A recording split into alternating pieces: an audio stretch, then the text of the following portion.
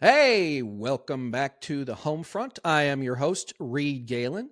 Today, guys, I am joined by the one and only, the inimitable and indefatigable Nina Jankowicz. She is an internationally recognized expert on disinformation and democratization and was one of Time's 100 most influential people about artificial intelligence, which Nina I want to talk about. Her debut book, How to Lose the Information War, was published 5 years ago, and it was named a book of the year. The New Yorker called it, quote, a persuasive book on disinformation as a geopolitical strategy. And her second book, How to Be a Woman Online, was an examination of online abuse and disinformation and tips for fighting back, and was deemed essential by Publishers Weekly. She has run the American Sunlight Project for several years and is at the forefront of all of these fights. Nina, welcome. Thanks for having me again, Reed. Good to be with you. You sound peppier than I feel. Well, I am very caffeinated, so that helps. So tell us, here we are. Now it's October 1st, 2025. We're 8 months into the second Trump administration. What has, from your perch, what has surprised you? What has disappointed you? And are there any points of light out there that you can help us find? That's a great question. So I think I have been surprised, even though I knew the Trump administration 2.0 was going to be aggressive, I've been surprised at how quickly they have been able to implement their agenda. And that actually ties with the point about what disappoints me. And it's just that they've met absolutely no fucking resistance. Am I allowed to curse? I'm cursing. Yeah. No resistance. And curse as much as you'd like. Wonderful. I'm from New Jersey. It's hard to rein it in some days, honestly. They've met no resistance from anybody in the Republican Party. Certainly, the Democrats voting for some of these nominees who are, corrupt at best. It's been really disappointing, not to mention court decisions that I think have allowed the Trump administration to take even more license with our Constitution and our rights. So I've been worried about that. And, right after the arrest of Rumesia Ozturk back in March, that's when I was like, writing's on the wall. We are a managed autocracy now. And I still feel like we're that way and going further down into the depths of hell. Points of light. I mean, I think we should all take heart in the fact that Jimmy Kimmel was reinstated to his show. That was because, and I think you've been making this point on your Substack and elsewhere, Reed, that was because of collective action, right? It shows that it works. It doesn't necessarily mean protest actions on the street, but what is it, 1.7 million people? I think I saw Marissa Cara's report yesterday. 1.7 million people canceled their subscriptions to Disney Plus after Kimmel. And, there was an outcry more broadly. That stuff works, right? And so we need to keep doing that and voting with our paychecks in the future, because we may not be able to vote otherwise. That's the point of light for me. Got to work together. Right. So let's go through a couple of things there. You're an expert on these things, so I want to make sure that the folks that are watching and listening understand some of the definitions. So define what a managed autocracy is for us. Yeah. So I think a lot of people, and this is borrowing in a little bit from Anne Applebaum's wonderful book, Autocracy, Inc. She opens it by saying, a lot of people, when they think about autocracy, they think about, cartoonish dictator with a bunch of goons at his disposal. Well, while that description does aptly describe Donald Trump, doesn't seem to work right now. Right? It can also be something that is a lot more sinister. And Anne talks about in her book all of the ways that it is used to shore up wealth for these folks. But autocracy is not just kind of straight up Putinist dictatorship, right? It can be a place where there are still elections, or at least the semblance of free and fair elections. Some of the democratic infrastructure can work. It's a little bit like having an opposition party that is also managed opposition, right? Controlled opposition party. And I think it behooves autocrats to allow a managed system so that people can still kind of hold on to these last vestiges of the democracy that they once knew. And that's where we are now. I see a lot of people pointing to, well, the lower courts are doing a good job. Well, things get appealed up to SCOTUS and we know which way that's going to go, right? Oh, well, so the Democrats are putting up a fight, shutting down the government. I don't know that that's necessarily the right move, but here we are, right? The systems are still systeming, but we're not necessarily exacting any of the power that democracies are supposed to have over their leaders and elected officials. Well, and so I want to go through two things there. One is the controlled opposition, and then second is the definition of democracy and whether we are one anyway. Yeah. So the controlled opposition piece, it seems to me that if you wanted to be controlled opposition, the Democrats are doing a pretty good job of almost being one. Now, I know that there are voices who are saying things and doing things, but to your point, there were about 10 weeks between the time that Donald Trump was reelected and he took office where someone or some group of leaders within the Democratic Party could have said, what are we going to do to ensure that we can throw up as many procedural roadblocks as we possibly can to ensure he can't do what it is he wants to do? Mm-hmm. And they didn't really do any of them. So it seems that there's just this idea of like, oh, this is a passing fad. It's a fever that'll break. But I mean, who has an 11-year fever, right? Yeah. Like, I don't get it. Yeah. And so there's that. And then there's the piece about voting, which is if you see, let's take federal elections. They're a little bit easier, although this would probably work for local elections too, that there's something like, 14% of congressional districts were decided by like 10 points or less. I'm going to get those numbers wrong, but it's a vanishingly small number. Are we a democracy? Are we even a representative democracy? Because at this point now, whether or not it's a red state or a blue state, the people who are in charge of those states are replicating their own control, right? They're not like, I want to make sure every voter has a voice through these representatives. It's, I want to give voters a voice through the representatives we want them to have. Mm-hmm. Yeah. And certainly with the attempts at gerrymandering, we're seeing, well, the successful attempt in Texas and then the ballot measure that's going to be going on in California with Newsom, which like, I don't think he has another choice. And I think he's smart to do it. At least he's fighting. He's one of the few Dems who is fighting. But like, I don't want us to be in a situation where, our democracy's future is dependent on how smartly we can gerrymander a state and districts in that state.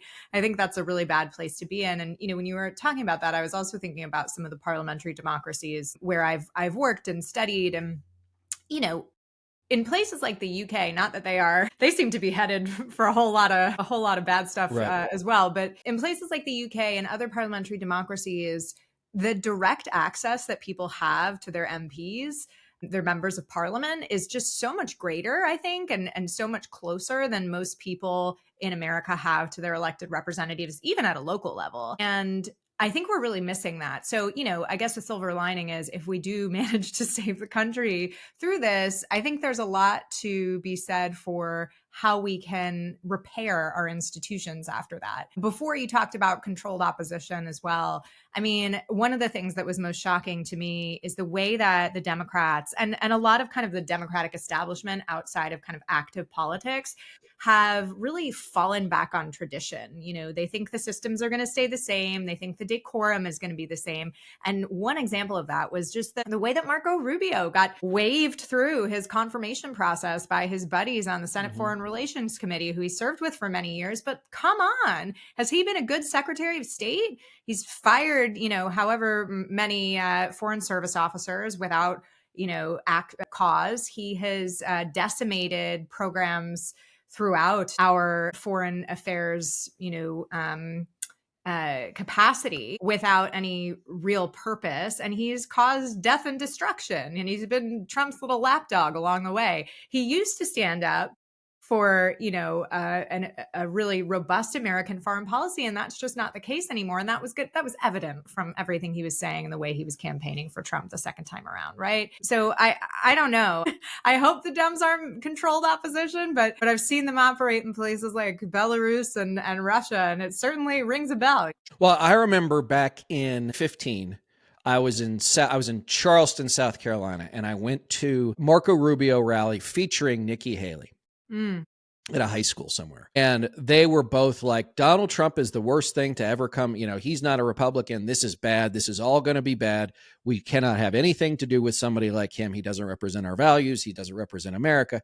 And now here we are 10 years later, right? Both of them in line. Now, maybe Haley a little less out in line because, she had the audacity to run against him. Yeah. But that has been one of the things that's been most frustrating and disappointing to me and does contribute to a cynicism I have to back off with a sword and shield, Nina, is how many people I know, and probably how many people you know, are like, political parties are great. In theory, you want to have these values and everything. But you know what? Like, I got a great job. I got a corner office. People want to talk to me. You know how Washington is, right? Everybody's always looking over your shoulder. Do I need to see somebody more important? Mm. Did I get invited to this? Did I get invited to the French ambassador's party or whatever it is? And it comes down to like the old, humanity's not that different than it was 2,000 years ago, right? I want to be rich. I want to be famous. I want to be powerful. Yep.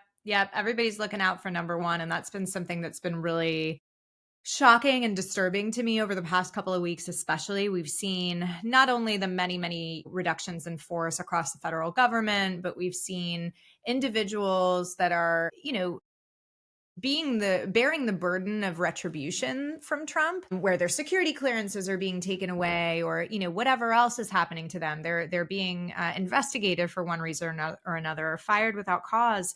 And there are many examples of great people speaking out, brave people speaking out, but there's also a lot of people who are not doing anything about it. They are not speaking out. They're not suing. They're just going to wait and bide their time. And to quote a friend who has talked to some of them, because this friend is in a similar situation and they were trying to figure out what their next move was.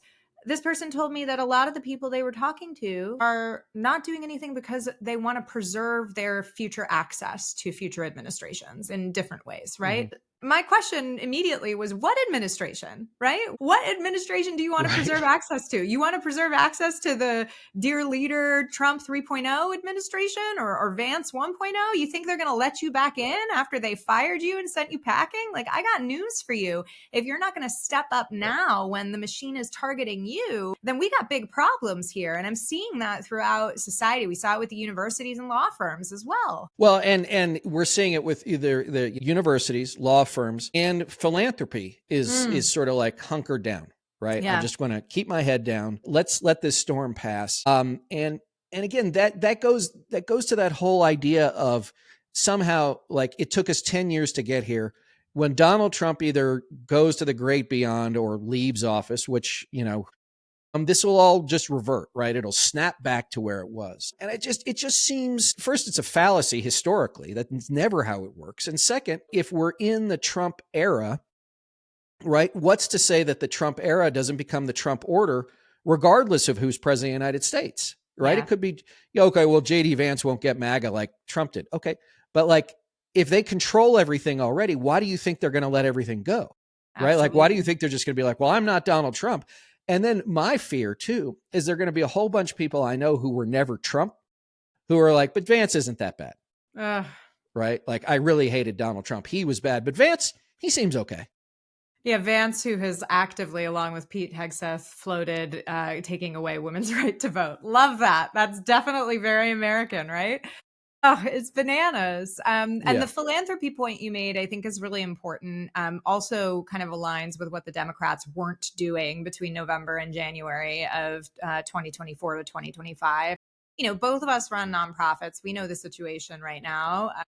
The coffers are, if not empty, they're closed to folks like us, the ones who are doing the dirty work of speaking truth to power. And that is intentional, right? These folks have been scared into not funding work to counter disinformation, like what ASP is doing, and other work that, again, is going toe to toe with the biggest liars and bullies in the country.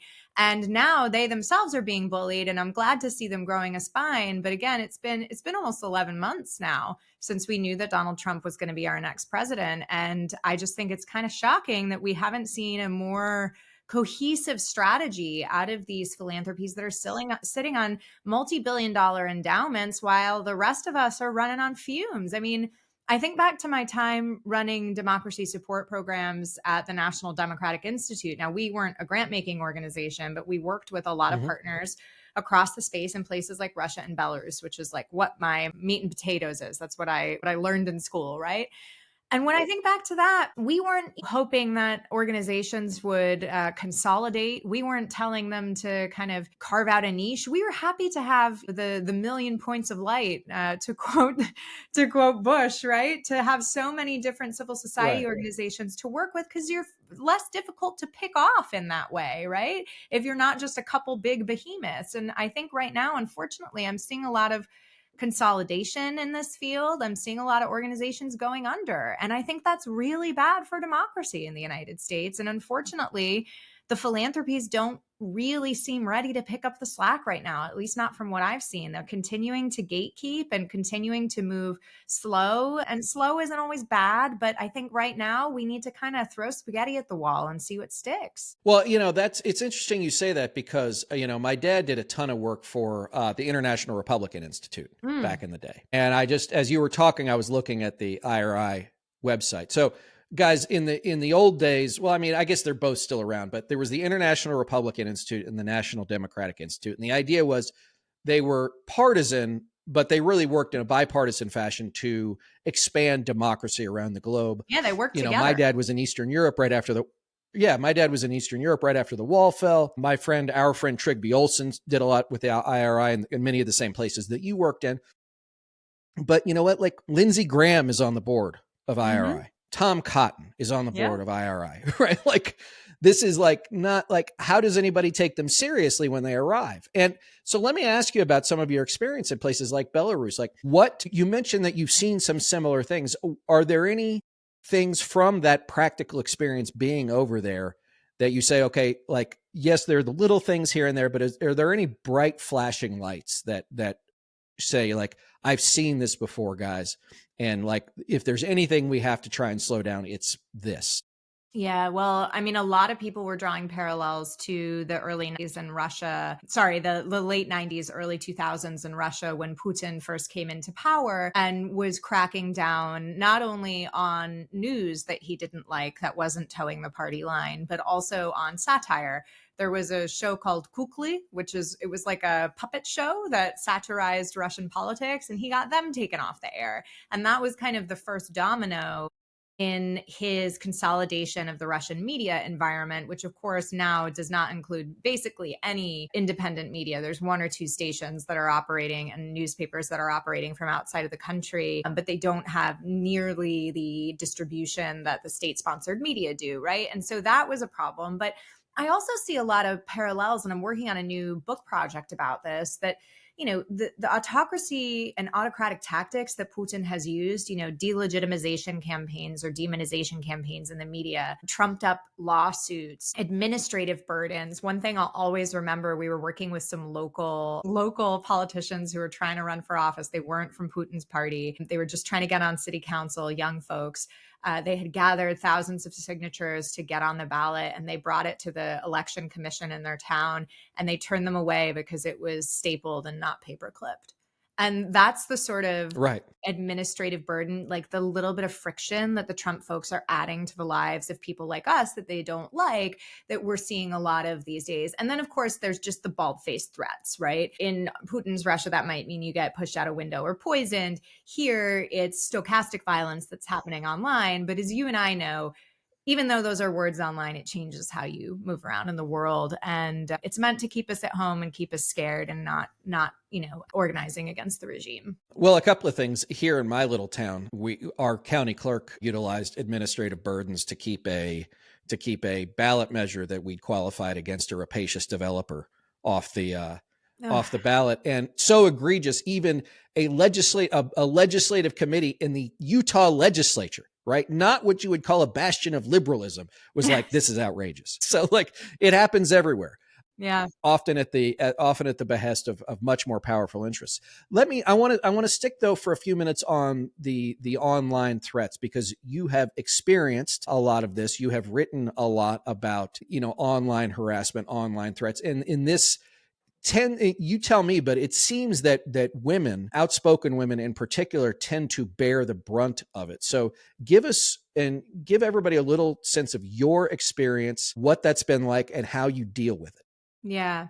So over the past 3 years, because of the conspiracies about my service in the Biden administration, I was hired to do work creating policy to counter disinformation. And the MAGA movement, and some on the far left, I must say, lied about me and said that I was going to be censoring Americans. Tucker Carlson said that I was going to have men with guns to send to the homes of Americans with whom I disagreed. He also called me a highly self-confident young woman, which I think he meant as an insult. But that tells you a lot, right? Oh my God. How dare you, Nina? How dare you have self-confidence? I know, but that tells you a lot about what they're trying to do. Like, God, if a woman is outspoken, if a woman is out there doing her thing, if she is an expert in a male dominated field like national security, how dare she, right? And this is what has shown itself to be true throughout my research, not just in my personal experience. So I did a lot of work at the Wilson Center back in 2020. Also, RIP has been basically dismantled by the Trump administration now for its nonpartisan scholarship. What we found when we looked at across 6 social media platforms, 13 women running for office in 2020, across parties, up and down the ballot, across the country, was that women do receive more and more vitriolic abuse than men, number one. Number two, if you're a woman of color, if you're somebody of an intersectional background, you are more likely to receive more and more vitriolic abuse as well. So one of the standout figures in that sample that we had was AOC. Obviously, she has received a ton of stuff. She's been targeted by deepfake pornography, as have I.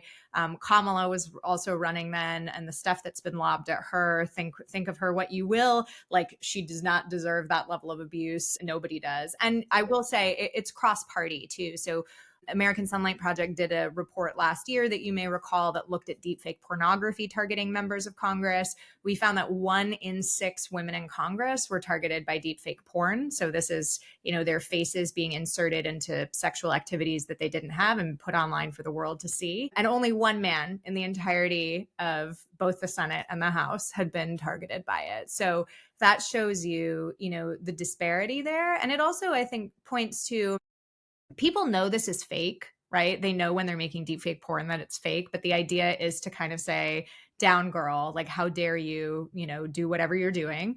It doesn't matter if you're a Republican or a Democrat. Like, if you're a woman in politics, this is coming after you, and we're going to embarrass you and try to push you out of public life. And so it's something that I try to speak up about, because I think a lot of people, including Jesse Waters on Fox News, when Congress was considering a bill to outlaw deepfake pornography, he called it a restriction against sexy memes. And I'm like, I have a lot to say to Jesse Waters that I think I probably should not say publicly, but it's just a ridiculous thing, right? The reactions that you see when you hear, or that you feel when you see yourself depicted in something like this, are the same reactions as if it were happening to you in person. There's psychological research about that. So it's not just sexy memes, and it's keeping women out of public life and out of participating in our democracy. And that's not what we want here. No, and Jesse Waters is a POS to beat the band. I mean, just the worst of the worst. And I'd call him stupid, but I think that's an insult to stupid people. He's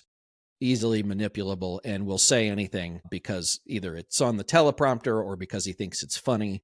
Yeah. And because it keeps the people tuned in. Okay, so we have just a couple of minutes left here. So for the folks watching and listening, give us a couple of ideas of what we can do now to protect ourselves, to keep our heads up.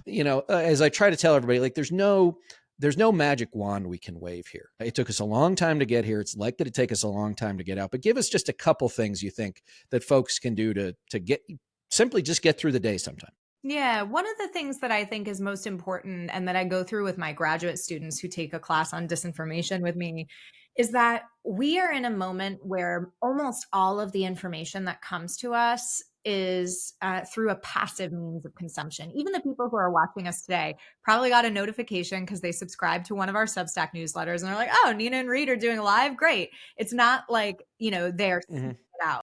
And that's problematic, right? Because it means that the people who control the algorithms, the curators of the information, even the media outlets, which are, rapidly capitulating to the Trump administration, they're curating what people are seeing, and people have less of of control over that. So what I encourage everybody to do, and I do this with my graduate students, take a couple of hours, maybe 24 hours if you can stand it, and write down where your information comes from every day. Not just the outlet, but like, did somebody send it to you? Was it just when you were doom scrolling? How did it get to you?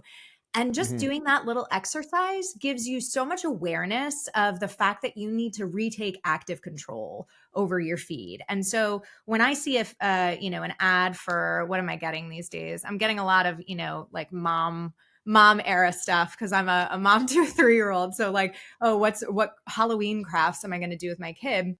And if I'm still thinking about that ad a couple of days later, I'm like, is that because I've seen that ad 40 times now? Or is that actually something that I want to do with my son? Right. And understanding who's targeting you, why they're targeting you, all that stuff. So important. And thinking about it as like that passive versus active means that, like, when you're thinking about buying it or sharing it or sending it to a friend, whether it's a consumer good or just an article or piece of information, you're going to be a little more circumspect about that. And like, ultimately, it starts with us, the information that we share. And don't get me wrong, there's a ton of bad information on the left, especially the last couple of weeks, last month or so. There's been a lot of conspiracy theories out there. We all need to be a little bit wiser consumers of information. And then other than that, I think this is a little trite advice that my shrink has also given me recently when I've been down in the dumps, but we have to find and hold on to joy. And for me, that's like being silly with my kiddo. It's playing music. It's being in my garden, even though my soil is fucking terrible and all my plants are dying now. Right. Like, so like just holding on to those. So it's the soil's fault. Is that what you're saying? Oh my God, 100% it's the soil's fault. I've never experienced this before, but we've got to hold on to those things, because that's what keeps us human. That's what separates us from the other folks. And so actively cultivating that so that you can continue to be human in your interactions with other people, smile at people, even though shit's bad right now. I think that's one of the most important things. And it's a struggle. I get it. It's hard for me too, but it's really, really important. Ask any, former Soviet dissident. It was important for them as well. Right. And as I've said before, and I'll say again, just to echo what Nina, you just said, is it is not our job to stand in front of a fire hose 24/7. Right. Yeah. That doesn't mean you should look away or put your head in the sand. But again, once in a while you could say, okay, yeah, I'm going to go outside. People now like to say touch grass, whatever it is. Yeah. Do something else. Right. Like, like, so happy all of you are here. Right. I hope you share this. I hope you go to Nina's Substack and sign up there too. I hope you subscribe to the Homefront as well. But after you do that, put your phone down, go get some sunshine. All right, Nina, before I let you go, where can everybody find your Substack and where else can they find your work? Yeah, my Substack is called Wikipedia, which is a funny play on my Polish last name. So Wiczzipidia at Substack. And then, of course, American Sunlight's work as well. We put out a censorship roundup every week that I think your audience will really like, along with analysis about the latest trends and disinformation. That's americansunlight.substack.com. So thank you guys for your support. It's great to be with you, Reed. No, thank you for joining me. Everybody else, listen, be safe, be happy, get out there, find something you like to do, find something that's good for you, your family, your community. We will get through this. It will take a while, but we will. Nina, thanks for joining me. I'm always happy to do so, Reed. Thanks for having me. And everybody else, we'll see you next time.